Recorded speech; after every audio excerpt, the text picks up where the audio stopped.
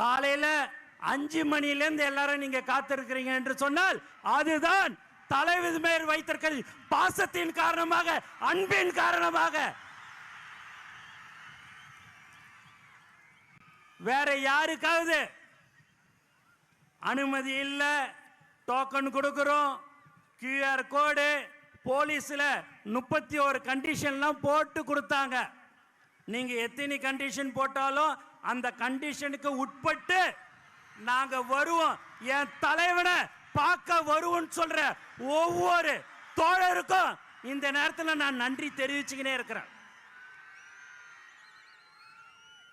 72 நாள் கழிச்சு இந்த மாதிரியான ஒரு பொதுக்கூட்டத்துக்கு தலைவர் அவர்கள் வந்திருக்கிறாரு. தமிழ்நாட்டில் பார்த்தீங்கன்னா நம்மளை எங்கேயுமே விடக்கூடாதுன்றதுல தெளிவா இருக்கிறாங்க. எதை பண்ணாலும் சரிங்க, தலைவர் சொன்ன போல காத்த மறைக்க முடியுமா என்ன? எதுவுமே செய்ய முடியாது. தலைவரை யாராலையும் ஒன்னும் செய்ய முடியாது.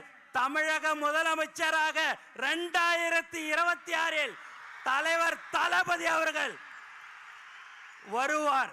நல்லதை செய்யறதுக்கு உச்சில இருக்கும் போது இந்த மக்கள் எனக்கு அந்த பதவியை கொடுத்தார்கள், உச்சத்தை கொடுத்தாங்க.